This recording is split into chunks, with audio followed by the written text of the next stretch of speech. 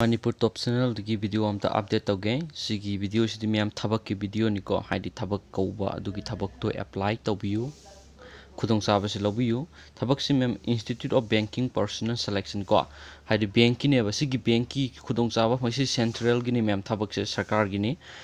government gini aduga Manipur khudong chaba phangisna mo sigi Manipur da su vacancy pi ba si bank sigi ko Manipur da su bank lay adu bank du ki vacancy su pi re adugi mathakta sigi exam thabagi su Manipur da exam center ta ni ko adu karam thabak no adu magi kari maru oiba education qualification matang da ko eligibility criteria karamba Manipur gi bank ki lawri ba thabak no haibna singbu du myam samlak pa hairake haidi in full detail da hairaga di loi sangani ko adu hajizik sigi form si apply tawbi yare thajin bi yare adu mataw karamani apply tawna haibadudi mathangi video da sajarake pamagadi myam khangadi dum thajin biro khangdragadi anawu sajarake adu myam khangba kangu oiragadi myam sigi de click here to apply online for CRP RRP 8 thaise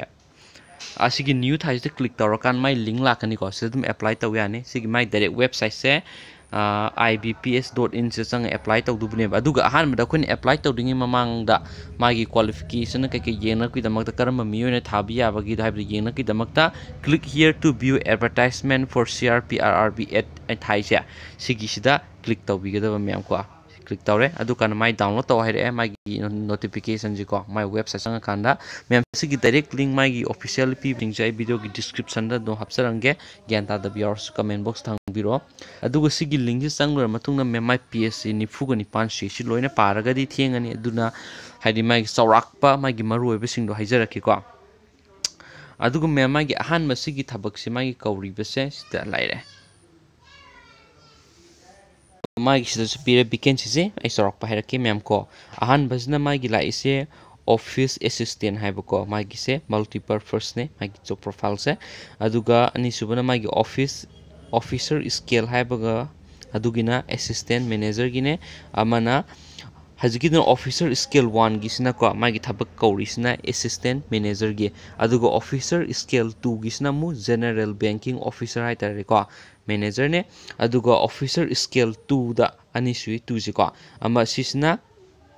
specialist officer haitare ko adusu manager gine aduga officer scale 3 gi kawisna senior manager gine aduma gi application form se thajin ba hobugi matam aroibagi matam se ma ai ucharake silare online application form gum thajin hobusima mayam date 18 ko june gi tang 35 haukhre hajik thajin biare adudagina July ki tang mari bak thajin biare ko 0407 2019 si bak thajin biya haire the payment of application fee intimation charge na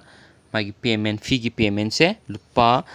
hairake mem ko ngasai post officer gina scale 1 2 3 ngasai hai kibido mogina schedule caste ne schedule tribe ne du PWBD gina mogina lupa chama khatane ko adu atopa kangu gina lupa chatru aduga office assistant ngasagi multipurpose ama yaukibdo adugina mo mai schedule caste schedule tribe PWBD kangu gi moigina ko schedule caste schedule tribe kangu gina moine lupa chama ne aduga atopa kangu gina lupa chatru ne ko